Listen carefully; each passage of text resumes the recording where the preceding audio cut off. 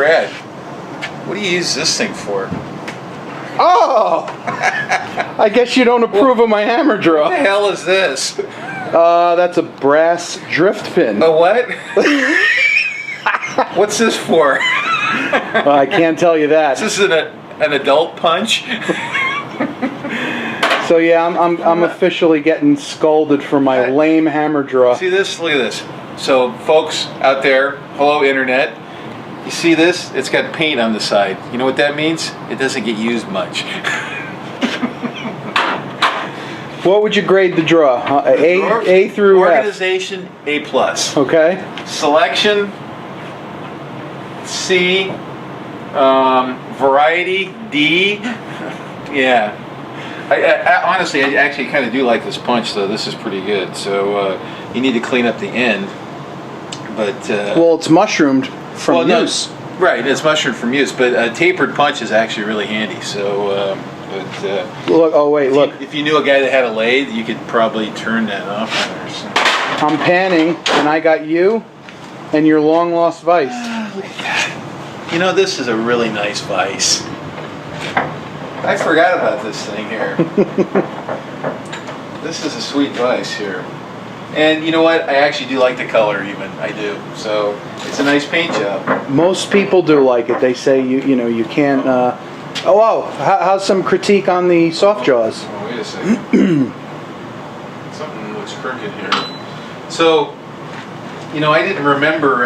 When I sent it to you, it had hard jaws in it, right? Yep, I got them still. All right. So the critique on the soft jaws is they're not long enough. See this? Mm-hmm. You got an edge there, and you can actually break that piece of that casting off if you accidentally hit it with a hammer. So D minus. C minus. Yeah, C minus.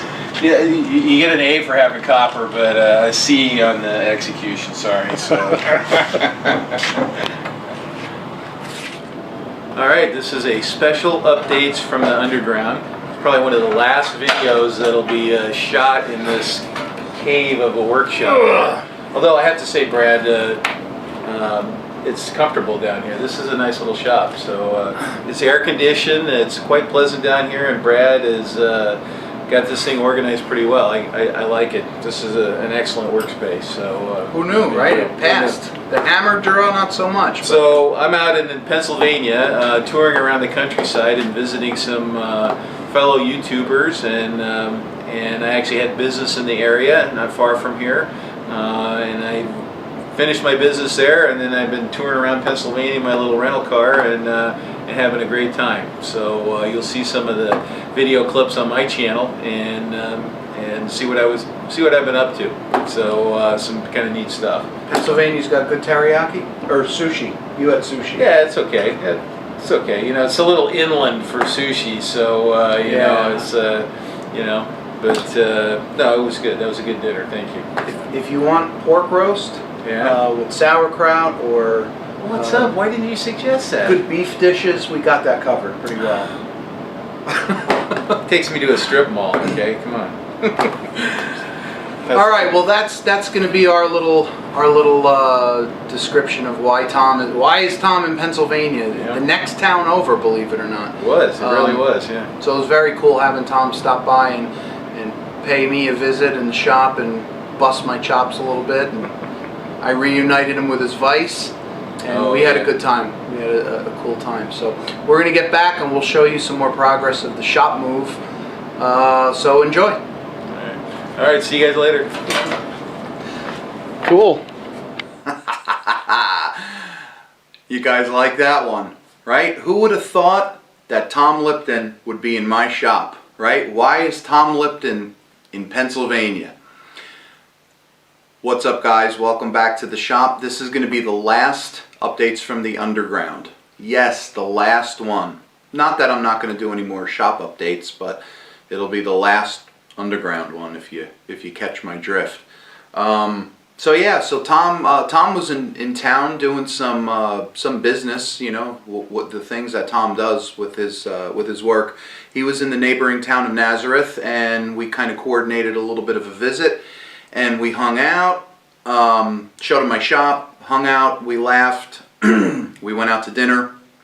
We had some good food, and just, we just had a ball, total ball. Yeah, it was, he was reunited with his pink Vice, and he sat in the couch. He sat right on the couch where I've done my impersonations of Tom. So we had a good time. It was great seeing him, and I look forward to seeing him again next year at the Bash. And it really goes to show you that this is what the cool aspect of making all these videos are. Is, obviously everybody who you meet along the way, and the viewers, and the amount of things that you learn from viewer comments, the suggestions, the helpfulness is great. It's fantastic.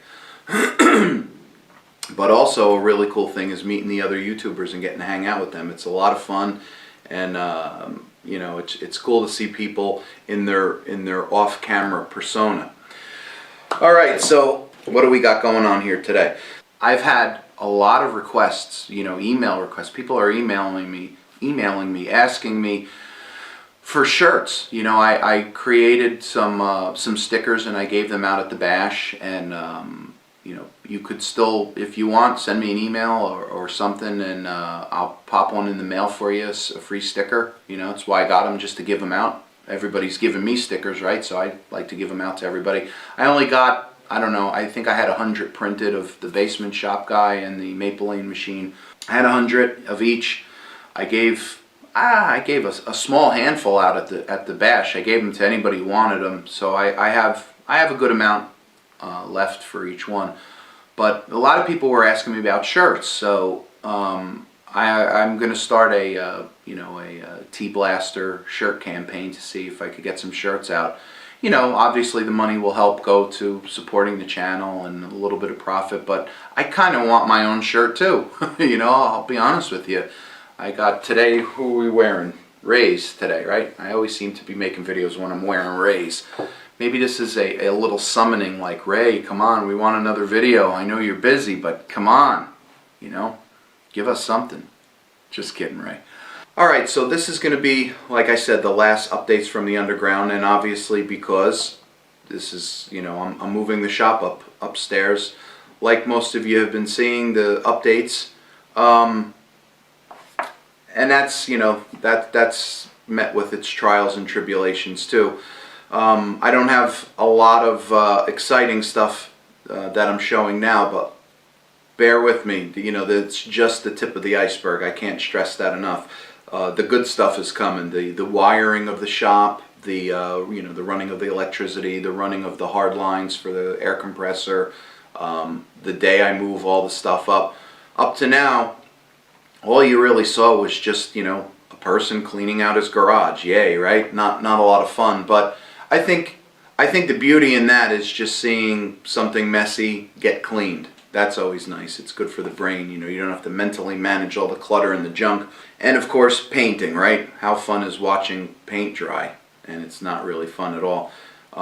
What's cool is seeing how it looks when it's all done. So again, just bear with me, stick with me here. It's the good stuff is coming, believe me. So another thing is I'm gonna change the name of the updates, the whole updates from the underground. I'm just it's always been a little cliche for me. I didn't really like it. I never liked Basement Machine Shop, the channel name as well. So I want to kind of come up with something that's that I can live with, and it's informative but not too gimmicky at the same time. So what's going on otherwise besides the shop move is I bought a new DRO for the mill, a 3-axis DRO with probe capabilities. I'm filming that right now. I'm in the process of putting that down. I got one scale done. I got 2 more to go, and it's another DRO Pros. I love their products. I especially love the customer support. Guys are fantastic, honestly. I don't work for the company. I get nothing from them except good products. So when you get a good tool, you want to definitely sing the praises of the tool maker. So got that going on. like I said, you know, what's in flight as well is the shop move, right? That's really dominating all my shop time. Once I get the shop wired up, then it's going to be moving day. And I had a couple of guys actually contact me out of the blue, just sent me an email and said, hey, you know, the day you move all your machines, give me a call, I'll come down and help. And I can't even begin to tell you how generous and thankful I am for that. So I will definitely take you up on that. Obviously, lunch and beer will be on me, right? So videos, what's coming up next? Once the shop move gets all done, I will be getting back on my shaper restoration and my pedestal grinder restoration, because obviously I want those machines in the shop. Again, this year was, as Stan would say, I hit the reset button pretty hard. There was a lot of stuff going on all at once, in terms of personal stuff, in terms of the business getting underway and getting a lot of jobs and work right up at front. And that really dominated a lot of my time through the spring and the summer and in the bash, and you know, just lots of stuff. And then moving, you know, the whole decision to move the shop upstairs is just a lot of work. So anyway, I do have more project videos coming. You know, it's just you just got to take care of business first. I have a whole laundry list of actual projects that I'm going to make. Cool stuff, you know, things that I think, you know, you don't either see too much of or haven't seen at all. At least that I haven't seen at all. Yeah, so we got some projects. We're going to get back on those 2 restorations and get them out of the way. And again, not restoration guy. I just buy the machines, restore them as best as possible, clean them up, fix them up to use them. Right, as you could see, you know, all the stuff is being used, and now I'm, you know, doing it for some money. So that was the plan all along, was to just buy machines, inexpensive, fix them up, and build up a machine shop. I have one customer at this point, but the customer gives me enough work to either inundate me, and I'll have no time at all, or I can, you know, I can gauge it. But I'm definitely taking on as much work as I can handle, to try to push the, you know, the business a little bit further. You know, looking further down the line a little bit, no question at all, no question, I will be getting a CNC machine. You know, CNCs make you money, right? So it's the next logical choice, and you know, I could be doing other things while the machine is running and making me money. So that's going to be the the looking down the, I don't know, maybe the next year ahead plan. So, you know, after speaking with Tom Zlickman and obviously John Saunders, you know, those are the guys, those are the CNC guys who I've been speaking to, and, you know, they really help put it into perspective for me. I'll quote John Saunders as saying this. It's one of those sentences that's stuck to the brain. He said, in terms of machining, the day you get a CNC machine, your life will change forever. You know, machining speaking, and it was like, wow, that's pretty powerful. So that will be coming down the line soon. All right, so damn you, Tubal Cain. I think I said that on the Facebook page. You know, I watched one of his videos on the Royal R8 tooling, and I was sold. I looked at that and I said, first of all, I didn't even realize that there was quick change tooling for Bridgeport. So it was one of those, you know, hallelujah moments. I was like, whoa. That was kind of a decent opportunity that I tried to capitalize on, but that stuff is going to be really, really invaluable to save time when you're actually doing this stuff for money. So we'll cut over to that, and I'll show you what that stuff looks like. All right, so here is the R8 tooling. We got the master holder right here, mounted in the spindle, and this is my big all-brick chuck. This one goes to 5/8. This guy goes to 1/2 inch. So each one has its own holder. We got a 3/4. We've got a 1/2 inch, 3/8, 1/4, and 3/16. And this is my spare 1/4 that came in the lot. This is the one that's for sale. works perfect. You know, in fact, let's open it up and I'll show you how it works. So you just, you know, you hold the brake up, you hold the brake and you put it in open position. And there's a little tiny little trip wire. It almost looks like a wire. It's like a little button that you press. And then you just line up the things and voila. And it goes in and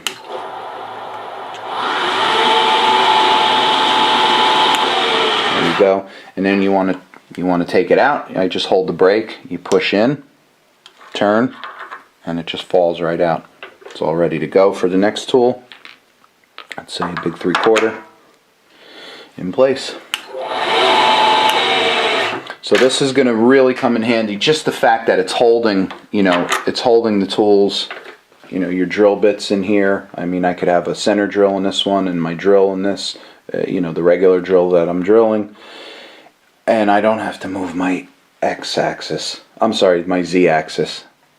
One of the things I did want to say about the shop, there's this guy, Robin Renz. I think that's his name, Robin Renz. He's on Facebook. And he's obviously he's on YouTube and he's got videos. I'll put the description in there to talk about Rob for a little bit.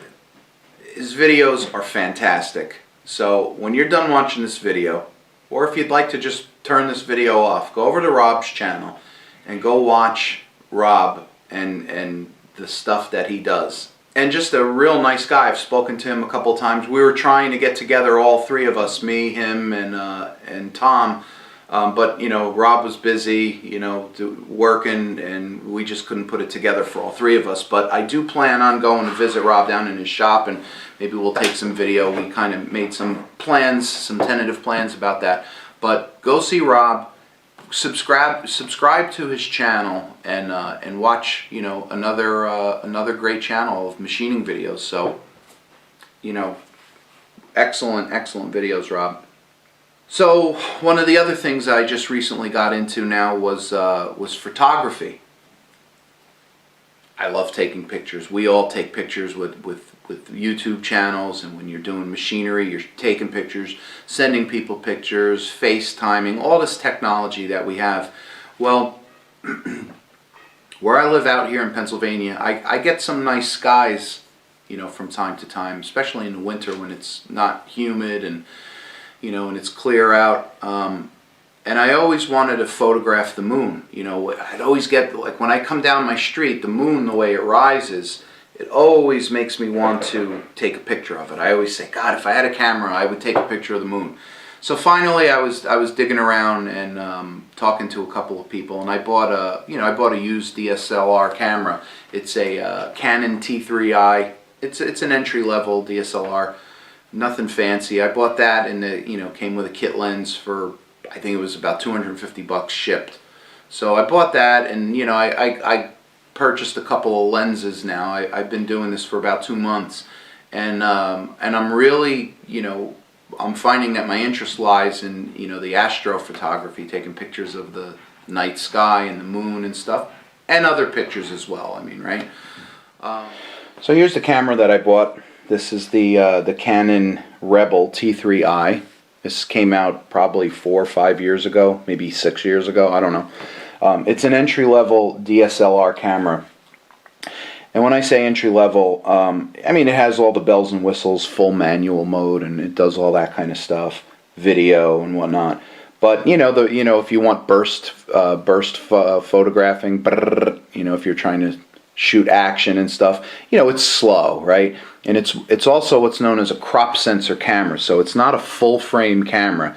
And basically, I guess, again, bear with me here, I'm just learning this myself. So if this is a full frame camera, right, this is the sensor, the crop sensor kind of is about this size, and then when you blow it up to this size, you know, it's cropping out all this stuff. So it's a 1 to 1.6 or something to that effect. Again, please don't hold me to it. I don't really know all that what I'm talking about just yet.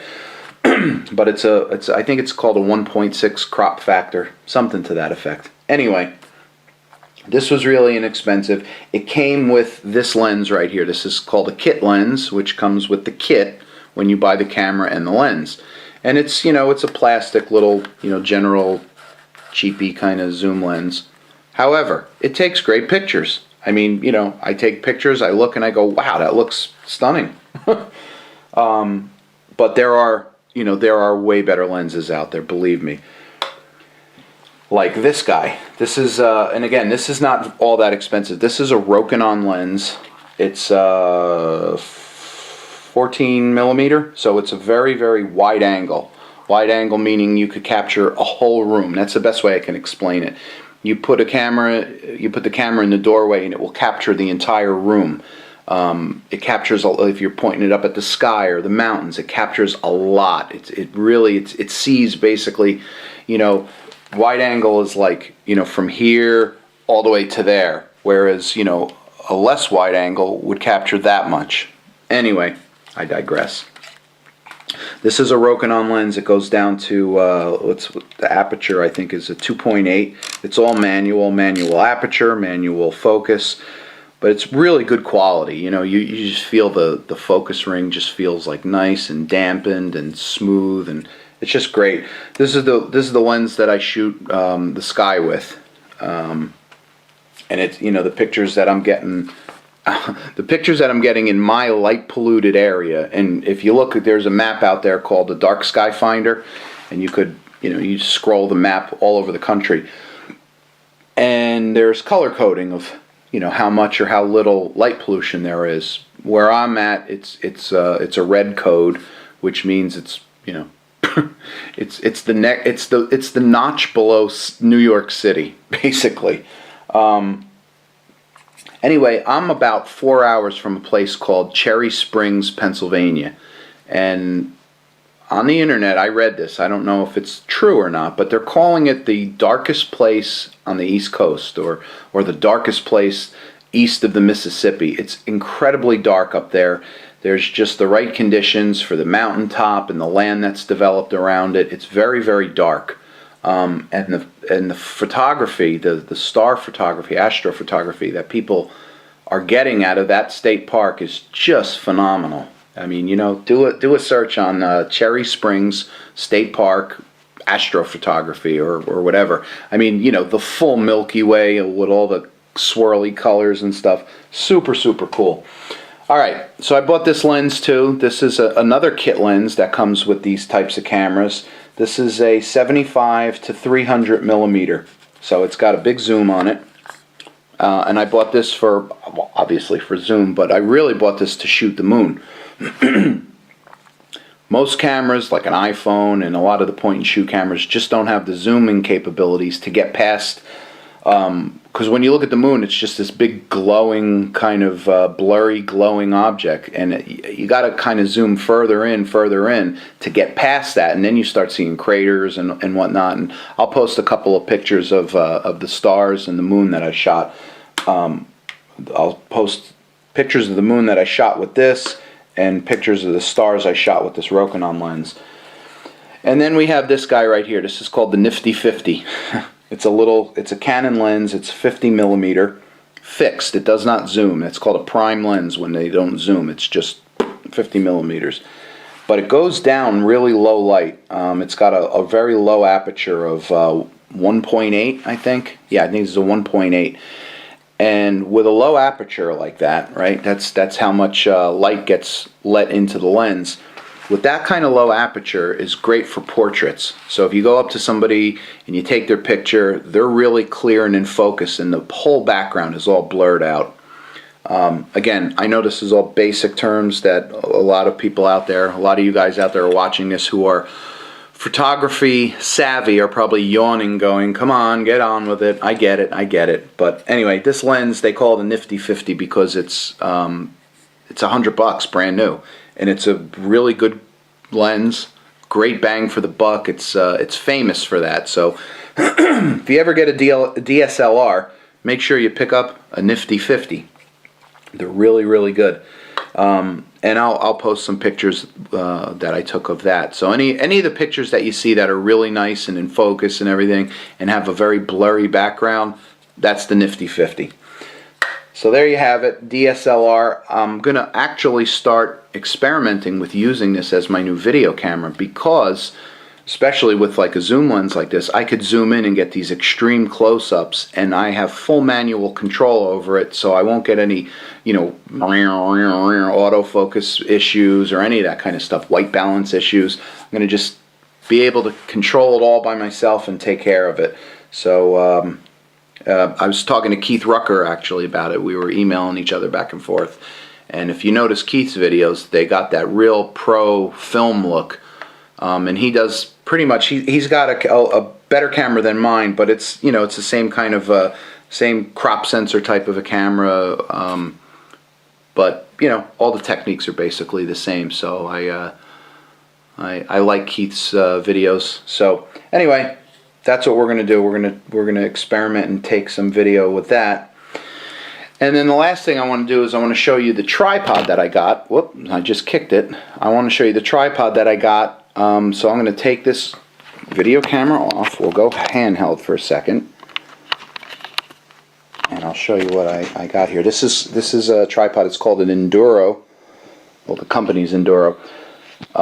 Really, really nice. I had a really junky tripod for the past couple of years that I've been filming, but I mean, one little turn lets this go up and down, you know, the head here, and then the actual ball head itself. This has like a little bit of dampened drag to it, so when you're panning and moving, it's just beautiful. And obviously, one knob will just lock it in any position, and then you just turn this, and if you'll see, it's kind of dovetailed right there.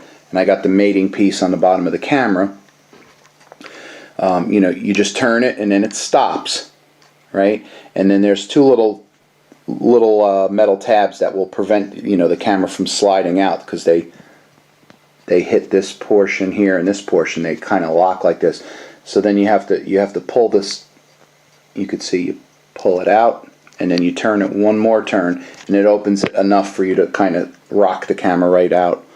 But just great. You know, this is this is an Enduro BHM ball head mount 1, and the way they rate these, you have a BHM 2, and I think it might even go up to BHM 3, but it's really just for weight. You know, some cameras are really heavy, you know, and they got video cameras and whatnot and everything, so they have different ball head mounts to support different weight classes. You got a bubble level here, you got a bubble level here, and the legs, quarter turn, and they're free. Quarter turn, they lock. Incredible. Comes with a case. Again, eBay. The tripod. This is I think it's called an AS113. Let's see if we got that. Yeah. Oh no, AT113. And it's not focused. That's the other thing I'm learning about. Minimum focal distance. You could try until the cows come home, and that will never focus because I'm past the minimum focal point. So there we go. An Alloy 8M 8T113. I bought this used on eBay, and I swear to God, you would never tell it was used. And it was $79, so buy it now. I bought the ball head new. I think this was about 115 bucks. But hands down, the best 115 and $79 I spent. Hands down. Solid tripod. Comes with a case. Has a little clip down here that you couldn't, you know, you pull it down. It's spring loaded. You know, and you could hang like a camera bag or something just to make it more steady. I'll tell you something. There is camera shake. Load up a camera, zoom in as you're shooting the moon, zoom in at 300 millimeters. I swear to God, you can cough and you'll see the camera shake. So mounting a tripod on the earth, in the dirt, on the ground, solid is what you want to go, because I would mount this on my deck and I would just walk like this and I'm watching the camera just shake very, very subtly. Just incredible, and that's going to make for a blurry shot. So the fact that you could put this, you know, on the ground and then hang a heavy bag to even make it more solid is just invaluable. Alright, so there you go. That's the little photography segment of this video, and I hope you guys enjoyed it. I hope there wasn't too many yawns and people falling asleep. Well, you know, it's one of the things that I really like to do, and you know, I'd like to showcase some of the pictures. You know, maybe I could get some feedback and learn a little bit more about how to take better pictures and things like that. That was one aspect, but then there's the other aspect. Now, we all have things that define who we are. There are three main things that define who I am and what I like to do, and one is shop-related stuff, the other is outdoors, and the other is music. Now, each one of them has all of its own little subcategories, I'm sure, like most of us. Music is a big one for me. Probably weighs just as much as metalworking. I play guitar. I've been playing guitar since I was 14 or 15 years old. Been in bands. Really love to record. I love the whole recording studio aspect of it. And it's one of the things that I always wanted to do when I was living in an apartment, and before I was married and had kids and a house and everything. I always said that when I get a house, I'm going to buy a house with a basement so I could set up a recording studio, build a studio downstairs. And I did. And on the other side of the shop, on the other wall, is just that, the recording studio. So I kind of wanted to show you guys that and see what you thought about it, and maybe sort of somehow, some way, if the interest is there, you know, fusing a little bit of that. You know, we all are starting to kind of branch off and show other facets of our life. You know, there's more to us than just coming here and making a threading video or this video or that video. It is nice to kind of mix it up a little bit. I for one, love, like Adam, he does all the barbecue stuff. I really look forward to watching Adam's barbecue things. In fact, I'll say this to you, Adam, you know, and I'm sure a lot of people probably told you, I could almost sense a barbecue channel coming from Adam. You know, like, you know, A-Bomb's Barbecue or something, or whatever. But, I mean, I watch the videos and I get hungry and I get inspired, to be honest with you. In fact, I learned how to do what's known as the snake method on my barbecue, and I went down and I barbecued I think it's called a picnic roast. And I took a couple of pictures of that and some video, and again, I'm not getting into barbecue and video, but I kind of wanted to just, you know, throw my hat in the ring there and show my little barbecue skill that I just learned how to do. But it was all inspired from Adam's. So we got our charcoal kind of light in here, and I got it set up in the snake method, and I'm going to cook a very first pork butt. I guess Adam, you were a bit of an inspiration. Watching all those barbecue videos of yours gets a guy hungry. Alright, well, we'll track the progress of this. Alright, we got our pan in there with hot boiling water. Got the charcoal going. Got a little bit of apple wood on there. And our pork butt glazed over. And rotate that towards the meat. The holes this way. Just about halfway or something like that, and we'll see what the temperature is. We'll regulate the temperature. All right.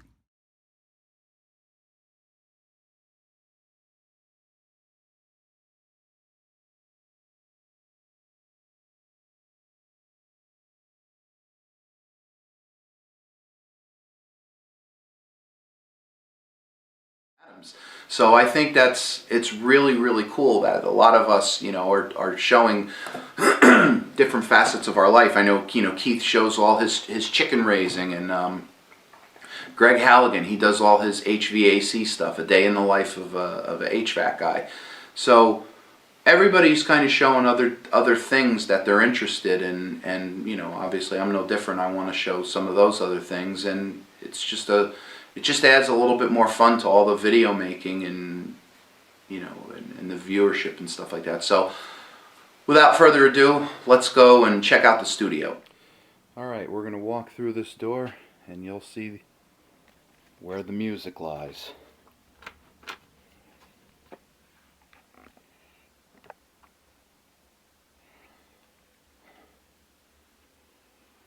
my studio.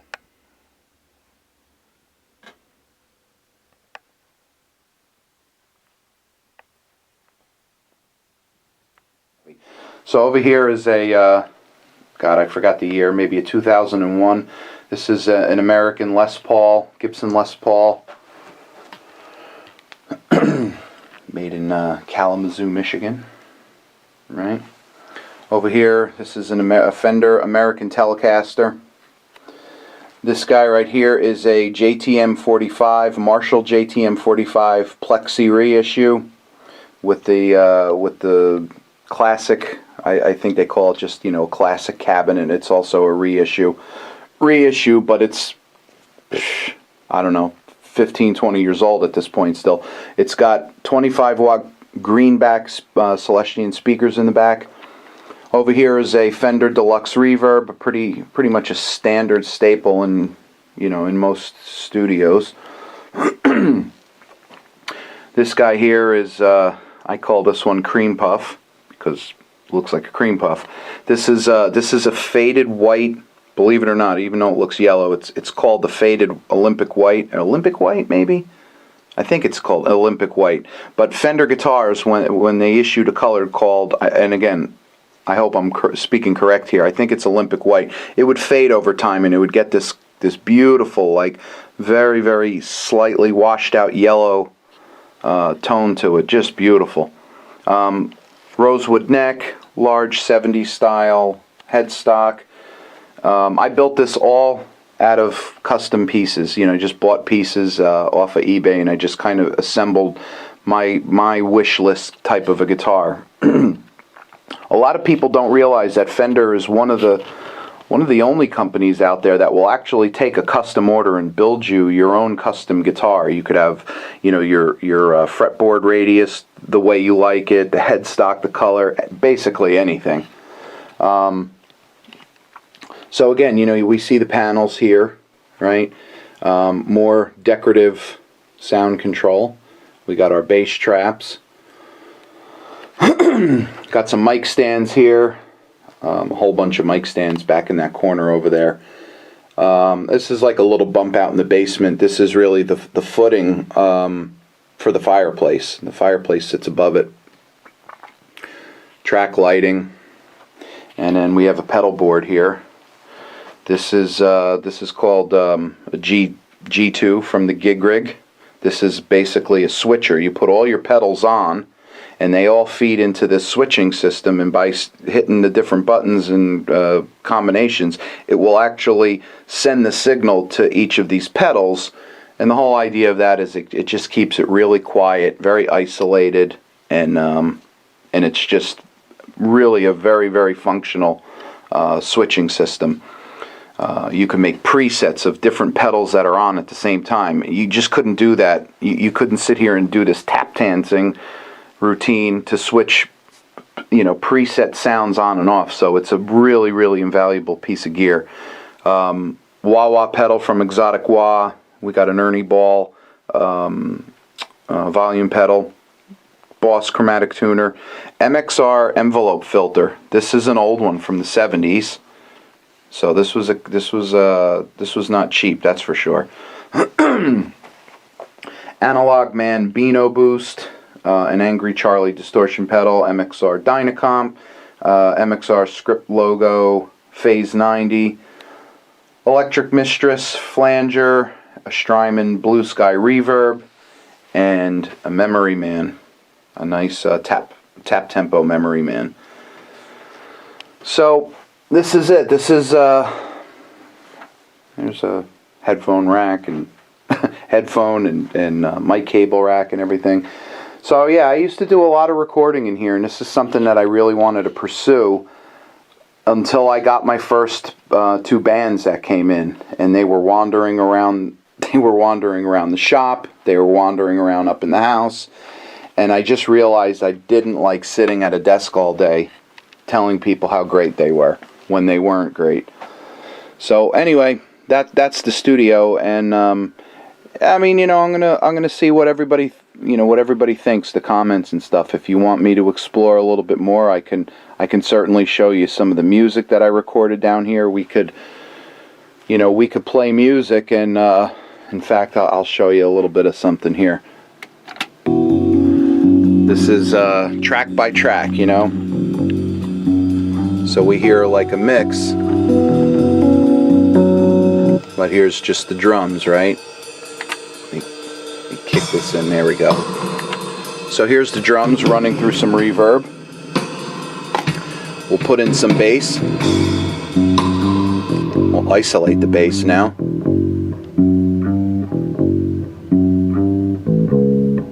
Here's my guitar.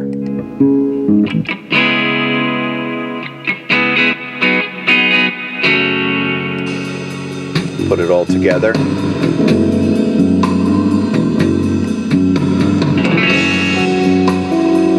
There's the piano, the Rhodes piano, Fender Rhodes. It was recorded with a real Fender Rhodes piano.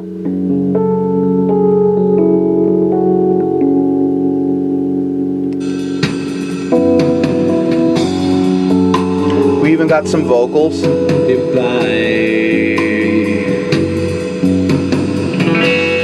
I can clear up this confusion.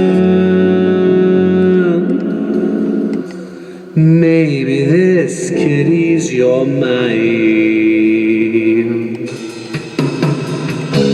No, it's not the way you might expect. Boy, last polite.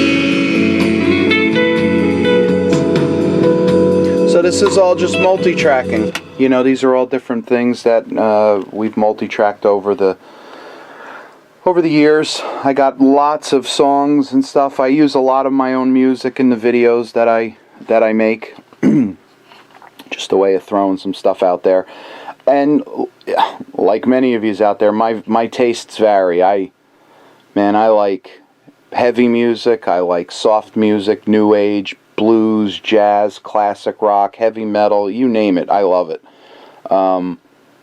So yeah, that's the studio, and like I said, I'll see what everybody thinks, you know, everybody's comments.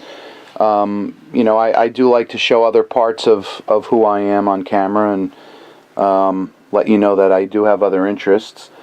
And I know that there's a lot of music lovers out there. Lots of people like guitars and playing and studios and stuff like that. So if everybody's willing to stomach some of this, I could possibly be adding some of this to the channel. I could have little segments in my mixed bag sessions here, where I could be playing some guitar or something, maybe show how to play a popular song or a riff or something like that. It's always cool to see, you know, how a song is really played and all that. So we'll see what everybody thinks. You know, this is a little bit of an experimental type thing here.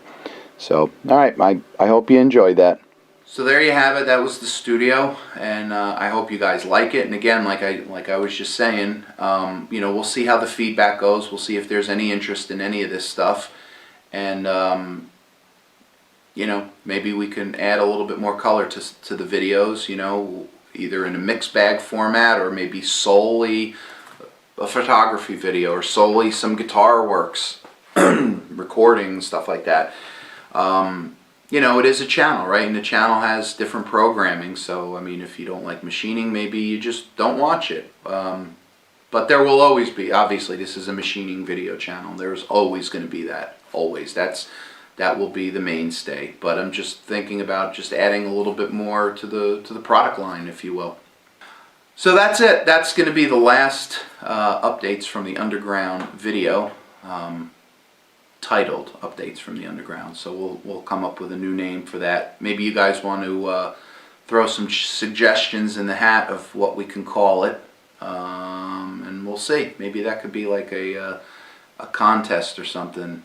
You know, we'll crown the winner of the bragging rights to have named my channel's new update video series. All right. Enough of my yapping and yammering. Thank you for watching the video. I appreciate it, guys. Like, subscribe, all that good stuff, and we'll see you on the next one.